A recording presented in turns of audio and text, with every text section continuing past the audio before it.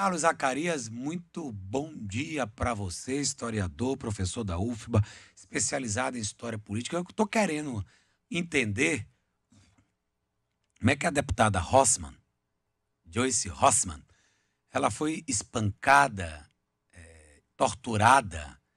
Eu estou tentando entender aqui, porque é gravíssimo. Eu estou achando ainda que a mídia não tomou a proporção do que é isso que está acontecendo. Ou ela sonhou, ou aquilo é montagem, ou ela foi torturada, mas ela mostrou as fotos, ela quebrou 2 dentes, teve costela fraturada. E o marido dela dormia no quarto do lado. Ela foi para o prédio onde... Esqueci o nome do prédio. Prédio legislativo, né? Apartamento legislativo, é isso?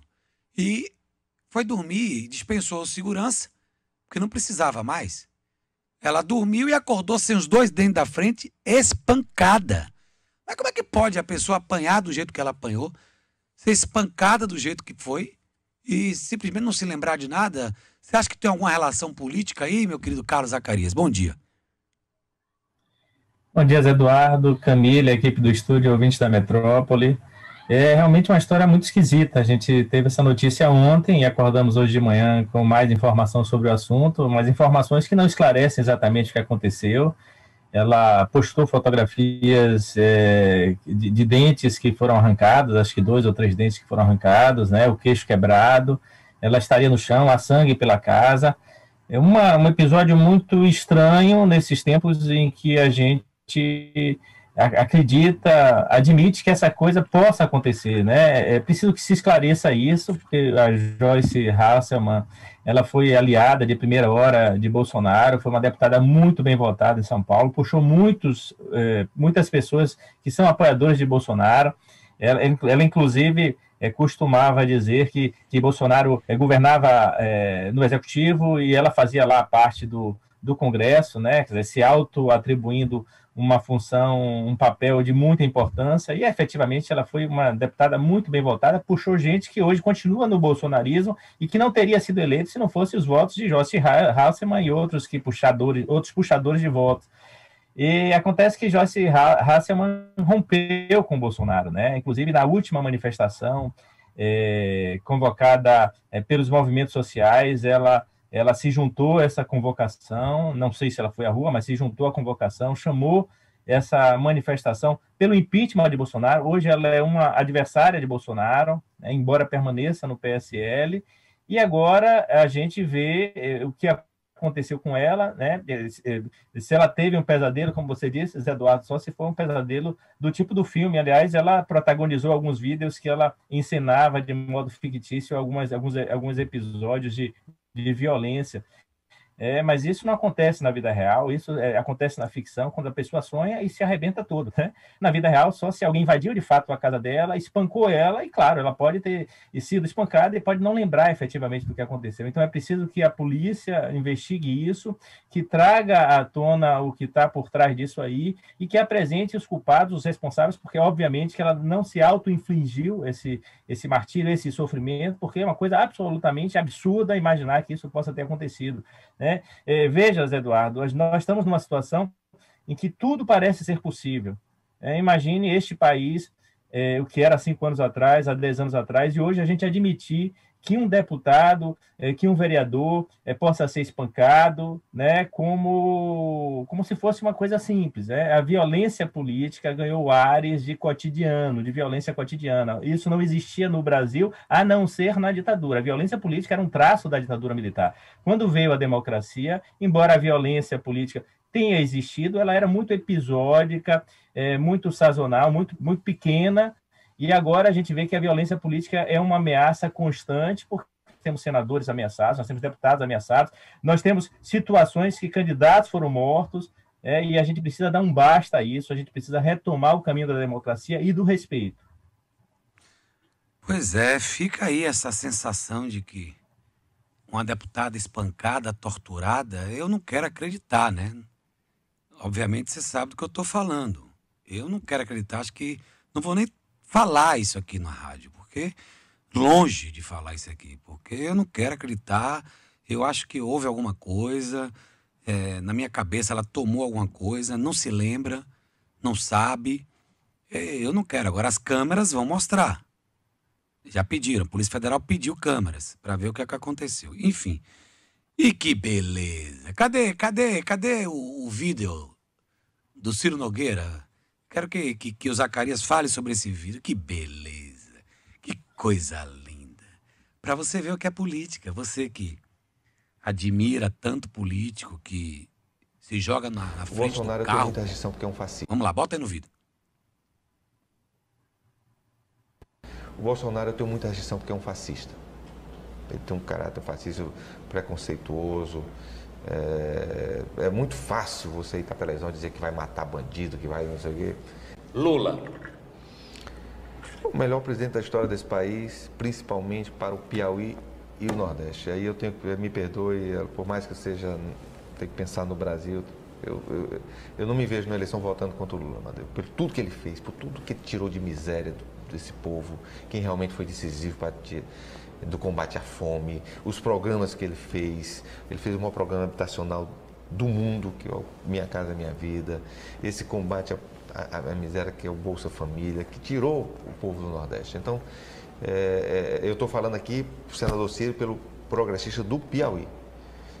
Então, o Lula é o meu candidato a presidente. É o seu candidato. Zacarias com a palavra. O Centrão, eu já vi esse filme, Zacarias. Eu já vi esse filme. Pois é, Zé Eduardo, o Centrão esteve em todos os governos, desde o processo de redemocratização.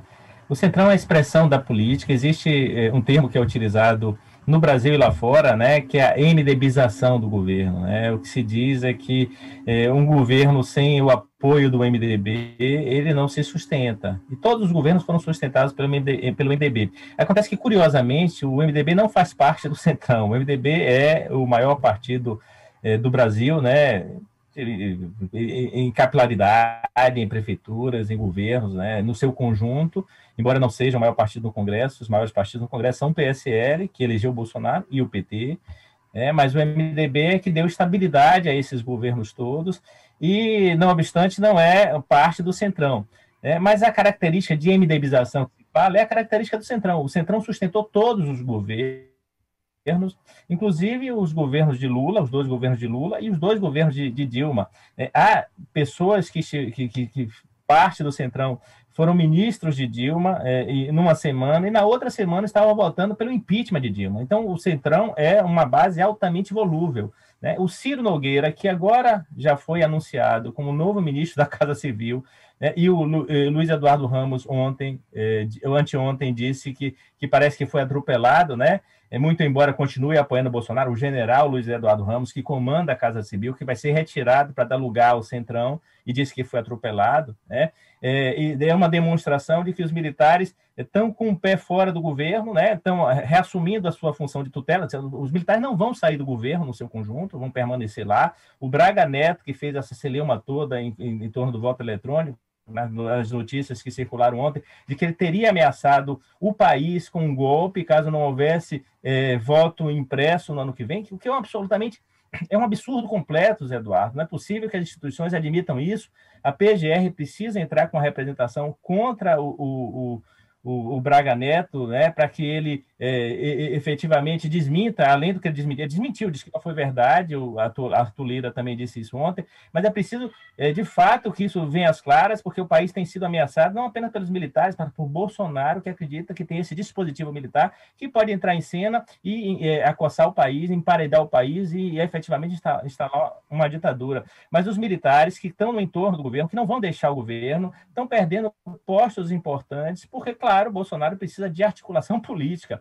E o curioso, o engraçado, é que Bolsonaro, que de fato foi um membro do PP em boa parte da vida dele, ele disse isso esses dias, né? O PP, o Partido Progressista, que é o partido de Ciro Nogueira, que era Bolsonaro aquela figura inexpressiva, absolutamente desimportante, né? As manifestações todas dele, até que ele se tornasse candidato a presidente e tivesse chance de se eleger, são manifestações isoladas, ele aparece sozinho na maioria dos vídeos, ninguém dava importância a Bolsonaro, mas ele era essa figura do baixo clero, né? Essa figura do Centrão, essa figura que só compõe numericamente. O Centrão existe desde 87, de 86, quando se articulou na Assembleia Nacional Constituinte para barrar as questões mais importantes que beneficiavam o povo, e desde então o Centrão tem oscilado por todos os governos, tem transitado por todos os governos, dando sustentação, fazendo articulação política, e quando o Centrão desembarca do governo, é um Deus nos acuda, porque o governo perde a base. Vejam, Zé Eduardo, é preciso a gente não criminalizar a política, não ter um discurso aqui da antipolítica e condenar o Centrão no seu conjunto. Nós temos 513 deputados, apenas uns 100 e pouco, 120, 130 deputados são influentes. A maioria dos deputados aparece de 4 em 4 anos e são aqueles que fazem o Congresso. É parte da política, é parte do jogo político, e foi por criminalizar a política como ela existia que a gente terminou chegando a isso que está aí, né? E isso que está aí é aquilo que Ciro Nogueira disse em 2017, é o risco do fascismo. O discurso de Bolsonaro, mesmo tendo sido o Centrão, era um discurso todo marcado pela violência, pela truculência, pela ameaça aos diferentes, às mulheres, aos negros, aos LGBTs, e foi esse discurso que chegou ao governo.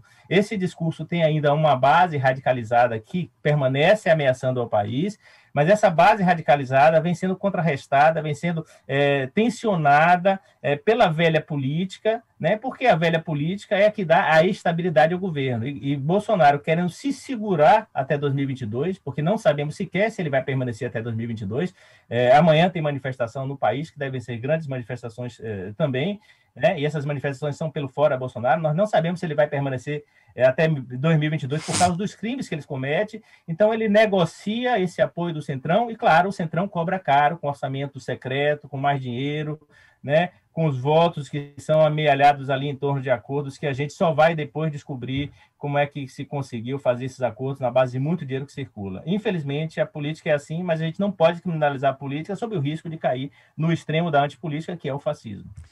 Agora, para terminar, 1 minuto só, meu querido Zacarias. Que tristeza a nossa TV Brasil, hein? Num país que precisa tanto de emissora pública educativa, o que se tornou a nossa TV Brasil? Lamentável, é triste, é um canal oficial de um presidente raivoso, destilando ódio e não ensinando nada, matando uma TV pública de milhões de dinheiro. Zé Bolsonaro queria extinguir a EBC, né, a Empresa Brasileira de Comunicações, logo que assumiu o governo, e agora percebeu a função que a TV pública pode fazer para ele. Ele criticava o PT, que nunca interveio como ele intervém hoje na TV Brasil. Ele criticava o PT porque a TV Brasil não tinha a cara do PT, tinha a cara do respeito à democracia, tinha a cara do respeito à pluralidade desse país, aos negros e negras, né, aos LGBTs, às mulheres, e tudo isso passou a ser uma característica dos governos do PT. É claro que o PT deve estar muito feliz de representar essa pluralidade, porque Bolsonaro representa justamente o oposto, né? E ele aparelhou a TV Brasil, como aparelhou outras instituições, para fazer propaganda de si. É lamentável que isso tenha acontecido, Zé Eduardo, e espero que a gente volte a ter uma TV pública de qualidade dentro em breve, porque esse país precisa de TV pública de qualidade, de profissionais responsáveis, como são jornalistas deste país, especialmente aqueles que são independentes e que trabalham em prol do benefício da democracia e do povo brasileiro.